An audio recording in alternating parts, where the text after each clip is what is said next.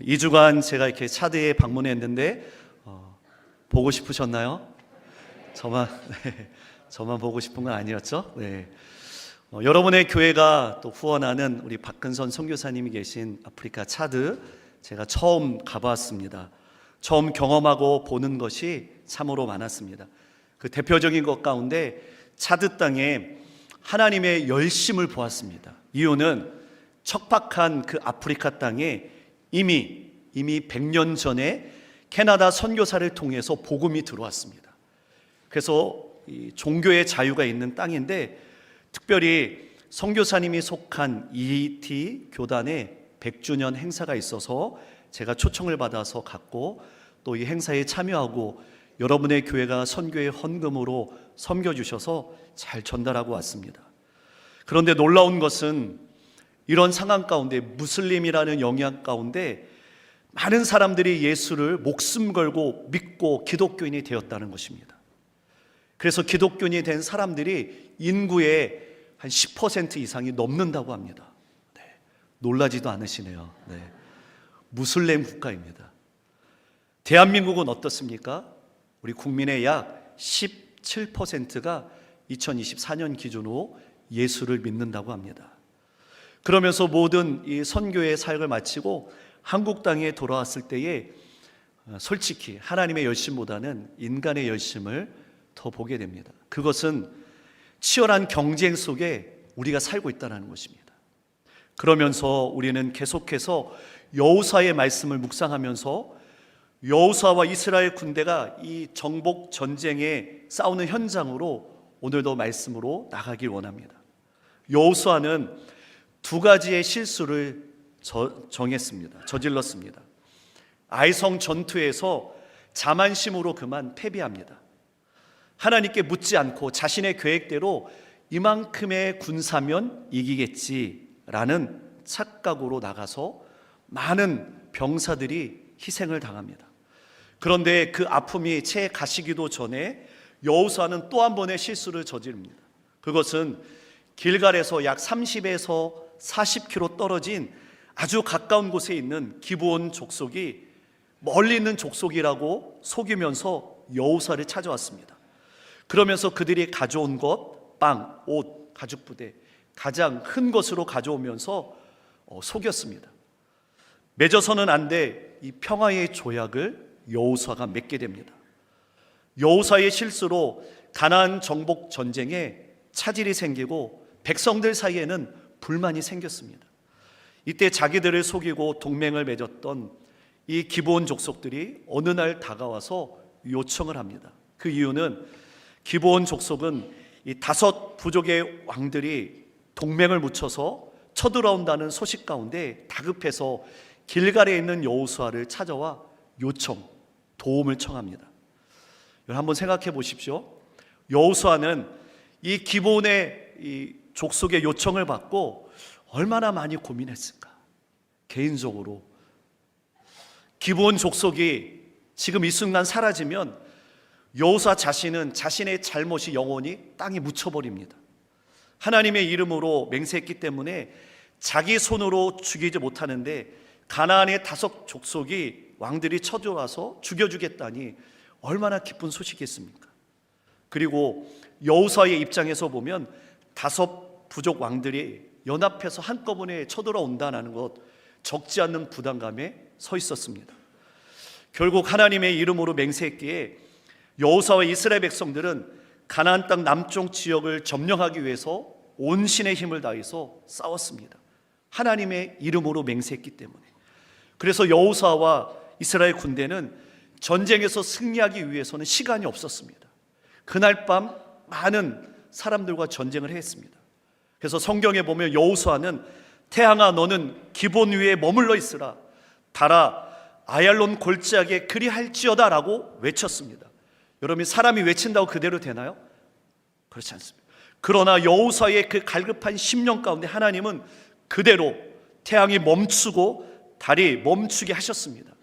초자연적인 역사가 일어났습니다. 백성들이 대적에게 원수를 갚기 위해서 치열한 전쟁을 했습니다. 얼마나 힘들고 지쳤을까? 그리고 또 다른 싸움을 하기 위해서 이 체력을 비축하고 아껴야 되는데, 그리고 힘을 가져야 할 순간에 이 싸움은 계속해서 진행됐습니다. 그 순간 여호수아서 11장 1절에 보면 하소랑 다빈이 이 소식을 듣고 이스라엘의 남부 연합군과 치열히 싸워 이겼다는 소식을 듣게 됩니다. 그들은 싸우는 것을 지켜보고 있다가 전쟁이 끝나면 주저없이 이 이스라엘과 싸우려고 모든 준비를 다 했습니다. 여호수아와 이스라엘 군대가 가나안 북쪽 지역의 왕들과 연합하여 싸움이 걸어왔습니다. 여러분, 지금 이 순간 이스라엘 백성들에게 어떤 산이 기다리고 있습니까? 북쪽 연합군 하솔, 이 산이 이스라엘 백성들 가운데 기다리고 있습니다. 당시 하솔은 이스라엘 백성들이 지금까지 상대했던 적들과 비교되지 않는 아주 강한 나라입니다. 주경학자에 의하면 여리고 성보다 25배나 더 큰 성읍을 갖고 있습니다. 인구가 4만 명 이상 되는, 그래서 교통의 요충지로 있는 곳이 하솔 지역입니다. 크기도 크지만 더 중요한 것은 이 하솔이 사용하는 무기였습니다. 이스라엘 백성들은 고작해야 거의 손으로 싸우고 이 칼 정도 있는데, 이 하솔 지역은 철기 문명을 갖고 있어서 4절 말씀에 보면 말과 병기를 가지고 있었습니다. 오늘날로 이야기하면 전차 부대입니다. 무기만 봐도 대적이 되지 않는 상황입니다. 그런데 이렇게 강한 나라가 주변에 있는 모든 나라를 다 모아서 연합하여 쳐들어오는 것입니다. 성경 여호수아서 11장 4절에서 5절 말씀을 우리 읽습니다. 시작. 그들이 그 모든 군대를 거느리고 나왔으니 백성이 많아 해변에 수많은 모래 같고 말과 병거도 힘이 많았으며 이 왕들이 모두 모여 나와서 이스라엘과 싸우려고 메론 물가에 함께 진쳤더라. 아멘. 모든 군사들 그리고 무기들, 백성들은 해변의 모래보다 더 많았다고 합니다. 이 사람들이 연합하여 메론 물가에 진을 치고 있습니다. 하소랑은 가나안 북쪽 지역의 강력한 절대 강자였습니다. 자기 영향력을 동원하여 모든 나라를 다 동원해서 메론 물가에 진을 치고 이스라엘이 이렇게 싸움에서 지쳤을 때에 오기를 기다리고 있었습니다. 이런 상황을 본 이스라엘 백성들 무슨 생각을 하고 있었을까요? 메론 물가에서 그들이 무엇을 보았을까요? 저는 이 질문이 2026년 11개월을 살아갈 우리들에게 던지는 하나님의 질문이라고 생각됩니다. 우리 인생의 전쟁 올 수밖에 없고 그 전쟁은 점점점 치열하게 찾아옵니다. 이것을 아는 것이 여러분 지혜입니다. 치열한 전투에 대비해서 하나님의 말씀으로 무장해야 하는 것이 우리의 현실입니다. 이유는 여러분, 환경이 좋으면 좋은 대로, 어려우면 어려운 대로 각각 다른 형태로 여러분에게 전쟁이 찾아옵니다. 산을 넘어 산이 또 기다리고 있는 것이 성도의 현실입니다.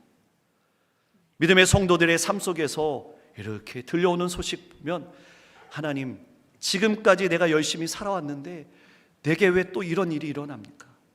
계속되는 전쟁을 경험하고 있습니다. 또 어떤 일이 있어도 내가 이를 꼭 악물고 버텨왔는데 큰 문제를 주시면 나는 어떡합니까? 라는 질문이 자연스럽게 올 수밖에 없는 여호수아처럼 우리는 메론 물가에 서 있는 사람들입니다. 이럴 때에 우리의 자세는 무엇일까요? 한번 생각해 보기 원합니다. 그 첫 번째로는 어떤 상황 속에서 하나님이 우리와 함께 하심을 확신하는 것입니다. 여러분 믿으십니까? 아멘. 확신하는 겁니다. 예를 들면 모세도 광야에서 이스라엘 백성들을 인도해 가다가 하나님, 더 이상 이 백성들과 함께하지 못하겠습니다 라고 이야기했습니다. 이스라엘 백성들이 하는 행동, 도를 넘어선 것입니다. 물이 없어서 불평하면 물을 주셨고, 먹을 것이 없으면 만나를 내려주셨습니다. 그런데 이제 아예 고기를 달라라고 불평합니다. 이런 모양을 가지고 있었던 이스라엘 백성들하고는 더 이상 못하겠습니다 라고 모세는 말합니다. 이때 하나님은 모세에게 민수기 11장 23절 말씀에 보면 여호와께서 모세에게 이르시되 여호와의 손이 짧으냐, 너가 이제 내 말을 내게 응하는 여부를 보리라 라고 말씀합니다. 여러분, 이 말씀은 왜 내가 짐을 지고 가려 하느냐? 왜 내 능력으로 하려고 하느냐? 너가 지쳐도 나 하나님, 나는 절대로 지치지 않는다. 내가 능력이 없다고 해도 나는 능력이 있다라는 하나님의 말씀이었습니다. 이처럼 계속되는 전쟁 가운데 힘들고 지친 여호수아에게 하나님의 대답이 오늘 본문 말씀에 기록됩니다. 그것이 여호수아서 11장 6절에서 7절 말씀인데 우리 다시 한번 천천히 읽겠습니다. 시작. 여호와께서 여호수아에게 이르시되 그들로 말미암아 두려워하지 말라. 내일 이맘때에 내가 그들을 이스라엘 앞에 넘겨주어 몰살시키리니 너는 그들의 말 뒷발에 힘줄을 끊고 그들의 병거를 불사르라 하시니라. 아멘. 이에 여호수아가 모든 군사와 함께 메론 물가로 가서 갑자기 습격할 때에 아멘. 여호수아는 가나안 남부 지역의 연맹들과 싸워서 승리했습니다. 이제 좀 쉼을 갖고 전력을 다시 한번 정비해야 되는데 이제 북부 동맹국들이 몰려온다는 그런 소식을 듣게 됩니다. 그들의 막강한 전력을 어느 정도 파악했고 그러하기에 상당한 부담감을 안고 있습니다. 여리고성, 아이성, 남부 동맹 차례대로 제압했고 갈수록 상황은 어려워졌습니다. 그러나 여호수아는 하나님의 명령에 순종해서 나갑니다.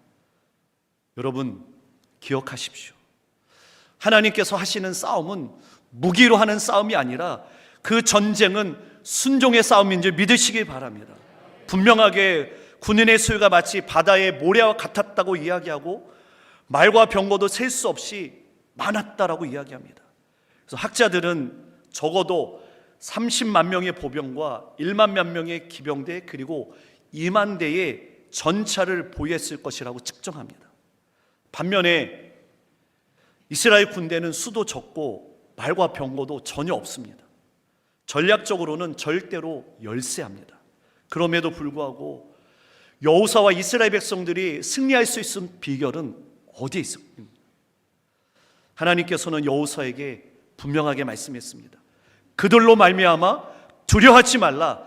내가 너와 함께함이라 라는 약속을 붙잡았기 때문에 여호수아가 승리한 줄 믿습니다. 하나님의 열심으로 하나님이 싸우셨기 때문에 승리했습니다.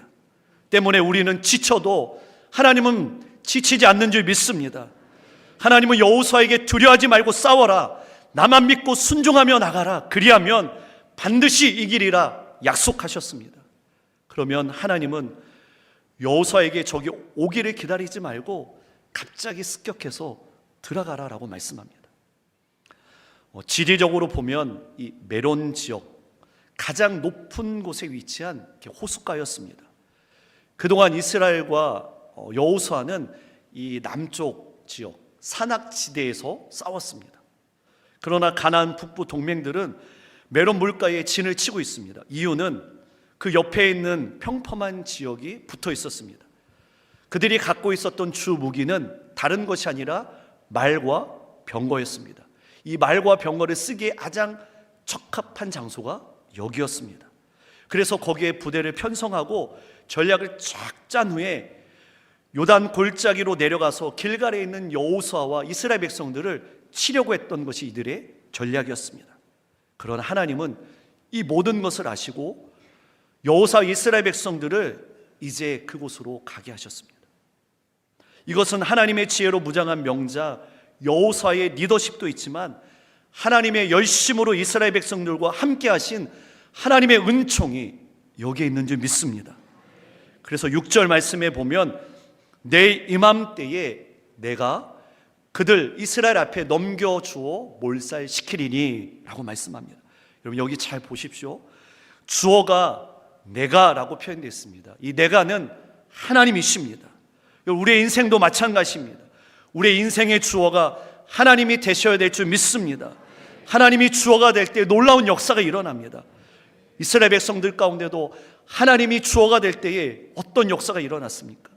성경에 보면 내일 이맘때라고 말씀하는 것으로 보면 이제 이스라엘 백성들이 있었던 장소 길갈에서 메론 물가까지는 일주일이 걸리는 거리입니다. 그런데 그들은 이미 하나님의 말씀에 순종해서 이미 와 있습니다. 하루만 남기고 그리고 그런 순간에 여호수아를 격려하시는 그 하나님을 만나게 됩니다. 싸우는 것이 너가 하는 것 같지만 내가 할 것이다. 내가 할 것이다. 그러면서 여호수아는 하나님의 뜻에 순종하며 믿고 갑자기 습격하여 그 가나안 북부 동맹군을 하나님 습격합니다. 그래서 언어로 보면 눈 깜짝할 사이에 진격했다라고 말합니다. 상대가 전혀 예상하지 못한 그 타이밍에 여호수아와 이스라엘 군대가 습격합니다. 그래서 가나안 북부 연합군은 너무 빨리 나타난 이스라엘의 습격을 받고 모두 죽임을 당하는 놀라운 역사가 일어납니다. 여러분 한번 생각해 보십시오.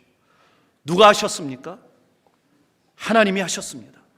가나안 북부 지역의 정복은 이스라엘의 힘과 군사로 한 것이 아니라 하나님이 하셨기 때문에 이루어진 약속의 성취입니다.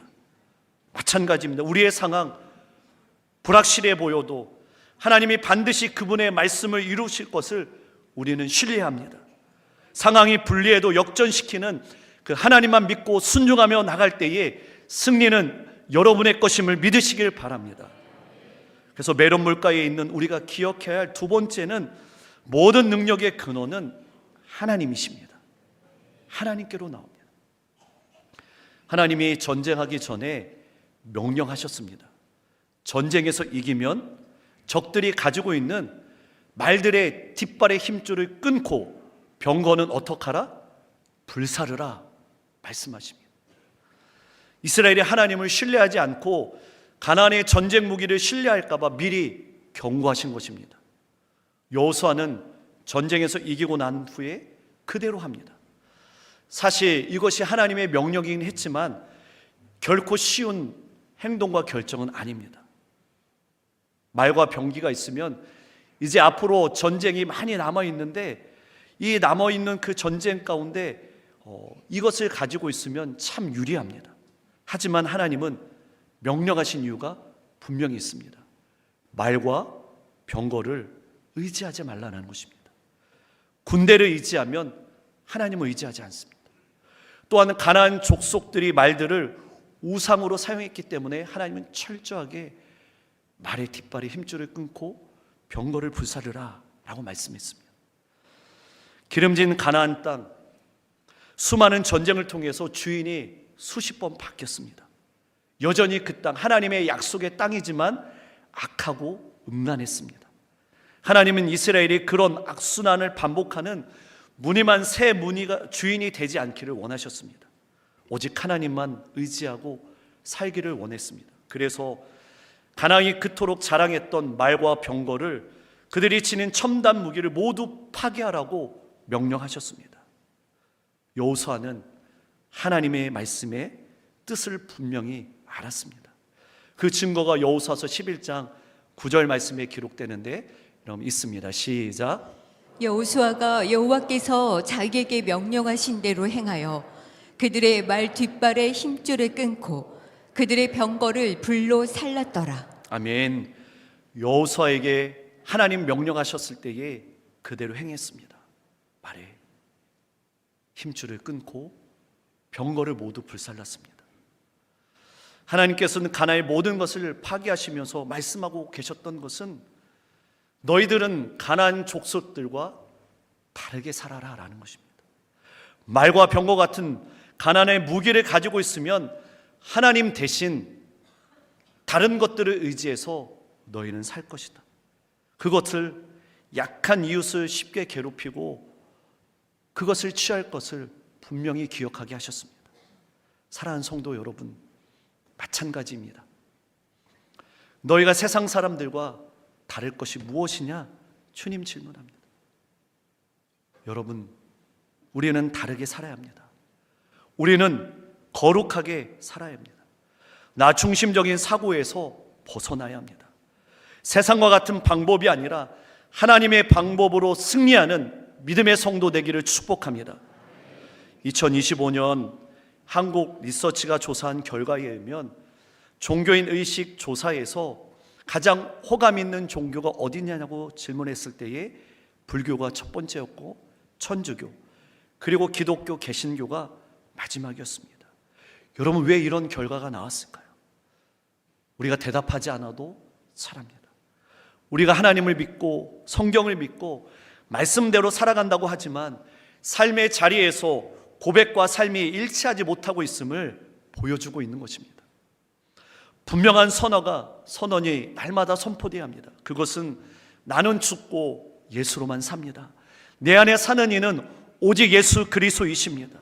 이 분명한 믿음의 고백이 날마다 있어야 됩니다. 따라서 우리가 살아가는 동안 예수를 놓치면 우리도 돈을 의지하고 권력을 의지하고 세상적인 방법을 선택하며 살아갈 수밖에 없습니다. 저는 이번 주 설교를 준비하면서 이 앞으로 남은 목회 여정 가운데 이런 다짐을 해보았습니다. 사람 의지하지 말자, 돈 의지하지 말자, 권력에 붙어 있지 말자. 대신 하나님 붙잡으면 책임져 주신다는 고백으로 설교문을 작성했습니다. 신명기 4장에 보면 하나님은 이스라엘 백성들을 향해서 경고하신 적이 있습니다. 하나님의 백성이라는 너 이스라엘, 죄에 빠지면 그 땅에서 쫓겨날 것이라고 명령하셨습니다.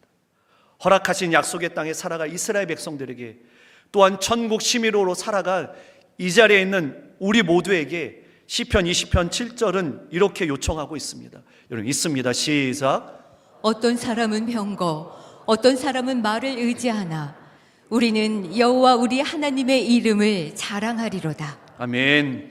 여러분, 병거와 말을 의지하는 것이 아니라 여호와 하나님의 이름, 하나님만 의지하는 백성 되기를 소원합니다.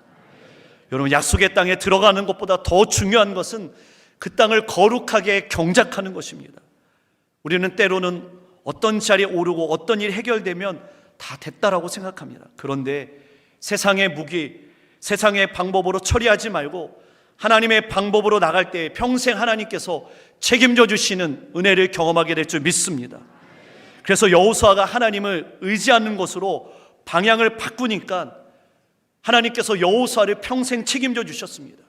결국 여호수아에서 강조하는 점은 강하고 담대하라, 두려워하지 말라, 놀라지 말라, 내가 어디로 가든지 내 하나님 여호와가 너와 함께 하느리라 라는 약속의 말씀을 주셨습니다. 첫 번째 이 약속의 말씀을 붙잡고 여호수아는 다름질했지만 우리가 말씀을 나눴던 것처럼 처음에 두 번째 실수를 했습니다. 반복되는 이 실수를 하지 않기 위해서 철저하게 여호수아는 하나님의 말씀에 순종합니다.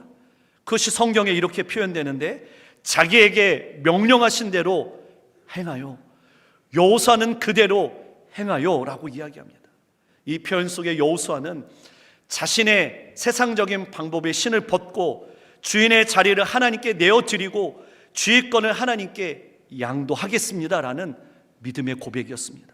그 결과 7년 동안 진행되었던 가나안 남쪽과 북쪽의 그 전쟁에서 31번의 싸움에서 승리하게 됩니다.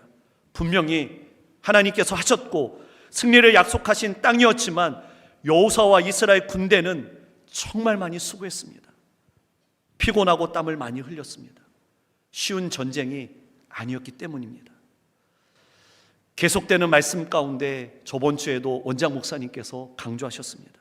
여기에는 영적인 원리가 있습니다. 싸움에서 승리하고 하나님의 은혜를 잊지 않기 위해서는 이스라엘 백성들이 여러분 어디로 갔습니까? 어디로 갔습니까? 어디요? 네, 말씀을 잘 다 잊어버리셨네요. 네. 이스라엘 백성들이 정복 전쟁을 하고 반드시 길갈로 갔습니다. 길갈. 여러분 그 길갈이 어디입니까? 오늘도 믿음의 성도들이 세상 가운데 한 주간 수고하고 땀을 다 살다가 영적인 길갈인 교회로 오셨습니다. 예배 자리로 오셨습니다. 예배하는 이 자리에 우리는 무엇을 보고 무엇을 붙잡아야 할까요?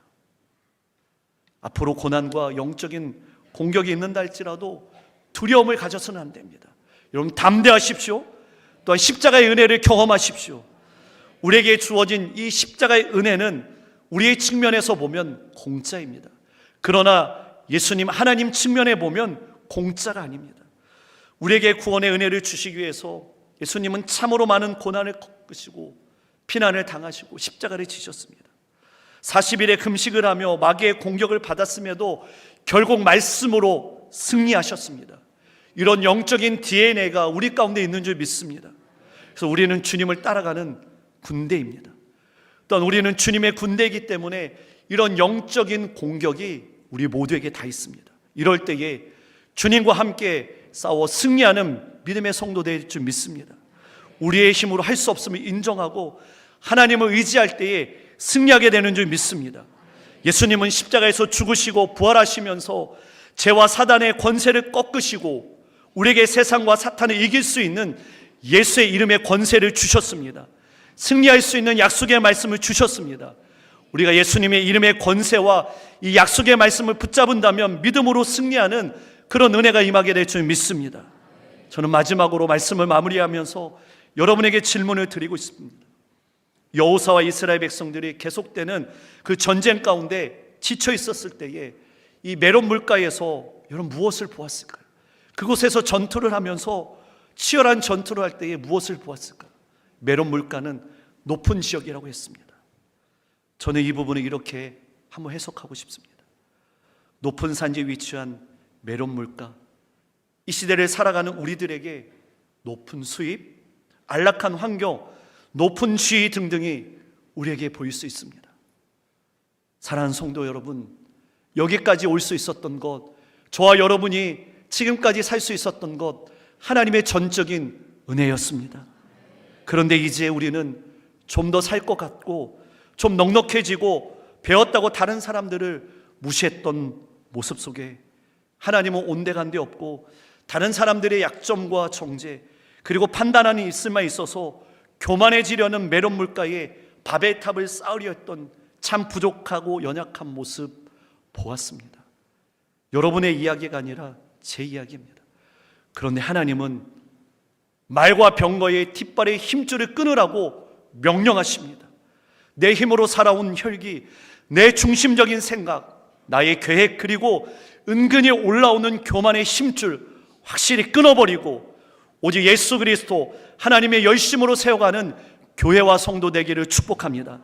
하나님은 우리 모두에게 우리의 능력을 계산하지 말고 하나님을 믿으라고 말씀합니다.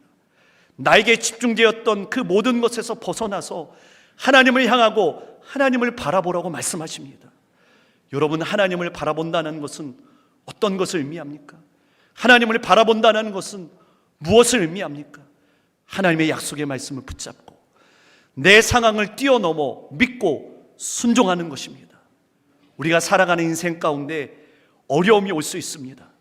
시험이 올 수 있습니다. 이해되지 못하는 고통이 올 수 있습니다. 이럴 때의 메론 물가에서 하나님의 그 열심을 보았던 여호사와 이스라엘 군대처럼 여러분을 위해서 싸우시는 하나님을 보십시오. 예수님의 시선으로 이 한 주간 승리하는 믿음의 성도 되기를 주님의 이름으로 축복합니다. 이런 마음 가지고 우리 자리에서 함께 일어나셔서 이런 결단의 찬양으로 나가길 원합니다.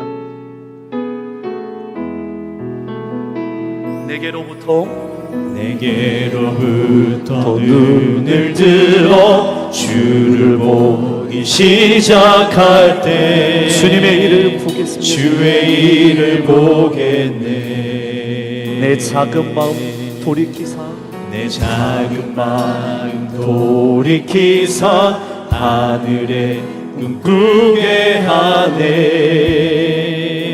주님을 볼 때 성령이 나를